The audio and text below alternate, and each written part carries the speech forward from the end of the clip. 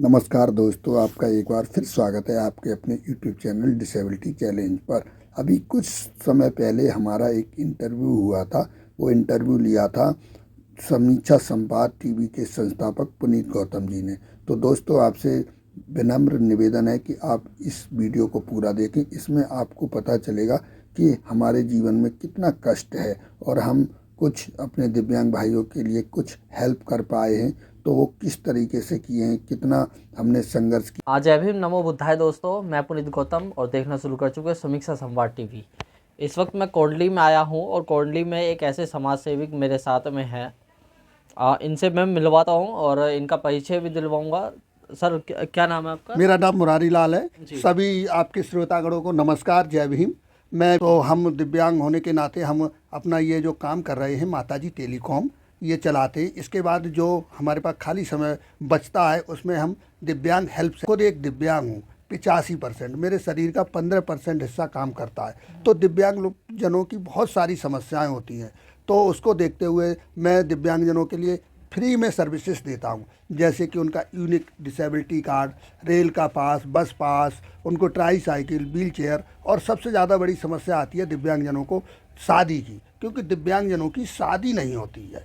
शादी में क्योंकि जो समाज है ना, तो हमारी जो तकलीफ़ है ना वो दिखती है उनको, क्योंकि तकलीफ़ तो सबको होती है, एक नॉर्मल इंसान को भी तकलीफ़ होती है, क्योंकि वो नॉर्मल होने के, वो नॉर्मल है तो उसकी तकलीफ़ नहीं दिख रही, लेकिन हमारी दिखती है। तो समाज ये सोचता है कि हम दिव्यांग हैं तो हमारा शरीर के सारे अंग खराब हैं, तो शादी नहीं होती है। तो हम दिव्यांगजनों की शादी भी कराते हैं, और कोई दिव्यांगजन अपने घर में हैं और हम उन दिव्यांगजनों की मदद करना चाहते हैं जहां सरकार नहीं पहुंच पाती है, एनजीओ नहीं पहुंच पाते, क्योंकि बहुत सारे दिव्यांगजनों के पास डॉक्यूमेंट नहीं होते, जैसे कि यूनिक डिसेबिलिटी कार्ड, दिव्यांग सर्टिफिकेट, आधार कार्ड। बहुत सारे दिव्यांगजनों के पास नहीं है, तो उनकी सरकार मदद नहीं करती, एनजीओ भी मदद नहीं करते, क्योंकि उनकी नज़र में वो दिव्यांग नहीं है। अब बहुत से दिव्यांग हैं जो 100% दिव्यांग, उनके दोनों पैर खराब हैं और वो चल नहीं पा रहे, घर में हैं, तो उनके पास हम जाते हैं। हमारे पास स्कूटर है, ट्राई साइकिल है, उसके सहारे से, हम पे भी नहीं चला जाता, हम घुटनों के बल घिसिट घिसिट के चलते हैं, लेकिन हम एक दिव्यांग हैं। अभी आप बता रहे थे भैया जी कि वही इंसान जाने जिसके चोट लगी है, जिसको तकलीफ है, जिसके अंदर दर्द है, जो पीड़ा से ग्रस्त है। तो हम खुद एक पीड़ित हैं, तो हम अपने दिव्यांग भाई बहनों का दुख दर्द दूर करने की कोशिश करते हैं और उनकी हर तरीके से प्रयास करते हैं। हम ये करीबन सर, आपको जो बॉडी में जो दिक्कत है तो ये कब से है आपको और कैसे है? जी, मैं बचपन से ही है। मैं 6 महीने का था तो मुझे बुखार आया, तो डॉक्टर ने इंजेक्शन लगा दिया। उस इंजेक्शन की वजह से हमारे शरीर में पोलियो हो गया। अच्छा, अच्छा। सर, अगला सवाल मेरे से ये होगा कि आप जैसे अपने ही जैसे लोगों की, मतलब और भी जो हैंडीकैप लोग जो होते हैं उनकी आप हेल्प करते हैं, कैसे आप संसाधनों को जुटाते हैं? जी, मैं आपको बताना चाहूँगा, मेरे पास कोई ज़्यादा अर्निंग नहीं है, मेरे पास कोई ज़्यादा स्रोत नहीं है। आजकल ये फ़ोटोकॉपी रिचार्ज का काम बंद हो गया है, तो मैं इसके बाद शाम के टाइम में एप्रॉन बेचने जाता हूँ। मैं आपको एप्रॉन दिखाऊंगा, मेरे पास एप्रॉन है। वो एप्रॉन जो खाना बनाते हैं और खाना बनाने के बाद जो टांगते हैं, टांग के उसे एप्रॉन बेच बेच के 200-300 रुपए के इकट्ठे करके हमने करीबन 5 दिव्यांग भाई बहनों की मदद की है अपने उस पर, क्योंकि हमारे पास कोई फंडिंग नहीं है, कोई हमारे पास साधन नहीं है, लेकिन वही है कि हमसे दिव्यांगों का दुख नहीं देखा जाता, तो इस तरीके से हम उनके लिए करते हैं। सर, आपकी क्या कोई संस्थान है जिससे मतलब जिसके थ्रू आप समाज में काम कर सके, जो कि सरकार भी आपको कुछ मदद करे? जी, मेरा अभी कोई संस्थान नहीं है। मैं दिव्यांग हेल्प सेंटर के नाम से ये दिव्यांगजनों के लिए हेल्प कर रहा हूँ। ये मेरा रजिस्टर्ड नहीं है, लेकिन अब हम इसको रजिस्टर्ड करा लेंगे, और हम कई एनजीओ से जुड़े हुए हैं, हम उनके मेंबर हैं। एक एडपार एनजीओ है, बहुत अच्छा काम कर रहा है दिव्यांगजनों के लिए। वो उन्हें रोज़गार देता है, आत्म स्वावलंबन बनाता है, वो अपना बिजनेस कर सकते हैं। एक एसबी कैन एनजीओ है, वो दिव्यांगजनों को इलेक्ट्रिक व्हीलचेयर देता है। आइडिया एनजीओ है, वो भी दिव्यांगजनों को काम और जॉब करना चाहते हैं तो जॉब करवाता है। तो ये सारी जानकारी भी हम दिव्यांगजनों को देते हैं। हमारे जितने सामर्थ्य में होता है वो हम उनकी हेल्प करते हैं, जो हमसे नहीं होता वो हम उनको एनजीओ से उनको हेल्प करा देते हैं। परिवार चलाने के लिए आप सीएससी सेंटर चला रहे हैं, मगर उस सीएससी सेंटर में जो नॉर्मल लोग होते हैं उनका आप चार्जेस लेते हैं, और जैसे कि कोई आप ही की तरह कोई हैंडीकैप लोग आ जाते हैं तो उनका आप क्या चार्जेस लेते हैं? जी, जो हमारे जैसे दिव्यांग भाई बहन हैं, हम उनका निःशुल्क में ही सारी सेवाएं देते हैं, बिल्कुल फ्री में। अगर कोई भाई बहन सामर्थ हैं, दिव्यांग भाई बहन अगर वो देना चाहते हैं तो उनका स्वागत है। सर मेरा अगला सवाल होगा आपसे कि आप जैसे कि जो कार्य करते हैं समाज पे, तो आप इसको कैसे प्रकाशित करते हैं? क्या आपका कोई सोशल मीडिया प्लेटफॉर्म या ऐसा कुछ?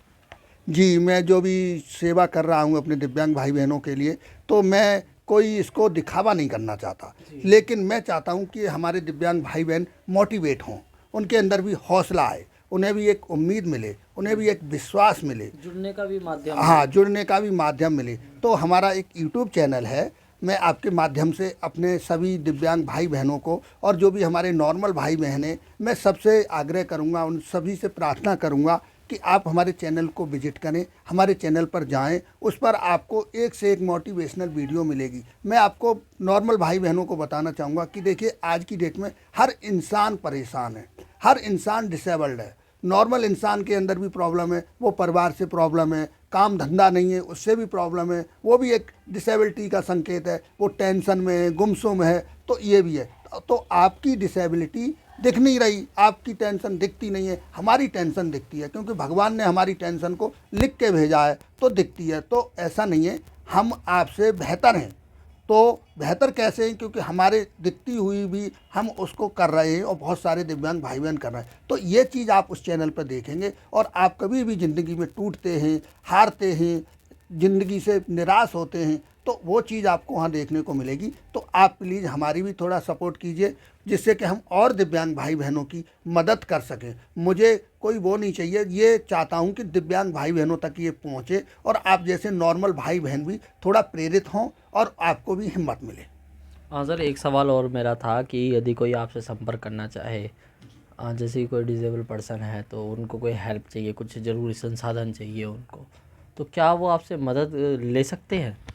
जी, कोई भी दिव्यांग भाई बहन हैं जो घर में पड़े हुए हैं, परिवार वाले उनको बोझ समझते हैं, समाज उन्हें बोझ समझता है, वो ऐसे भाई बहनों के लिए मैं 24 घंटे तत्पर हूँ। मेरा शरीर का 15% हिस्सा काम करता है, लेकिन मेरे पास हिम्मत है, मेरे पास हौसला है, मेरे पास उम्मीद है। तो दिव्यांग भाइयों बहनों, मैं आपसे यही कहना चाहूँगा कि आपके पास भी हौसला है, आपके पास उम्मीद है, तुम आगे बढ़ो, तुम एक कदम आगे बढ़ाओ, मैं आपके साथ हूँ। आप एक कदम बढ़ाओगे, मैं 10 कदम आके साथ संपर्क कैसे चलूँगा। करेंगे तो वो? आप मेरे यूट्यूब चैनल पर आप जाइए, वहाँ मेरा नंबर है, वहाँ और मेरा इंस्टाग्राम है, मेरा फेसबुक है, और मैं आपको नंबर भी एक करूँगा, मैं आपको नंबर दूंगा। सर आप स्क्रीन पर नंबर बार आप चला बता दीजिए। दीजिए जी, हमारे मेरा दर्शकों नंबर है 8377035000।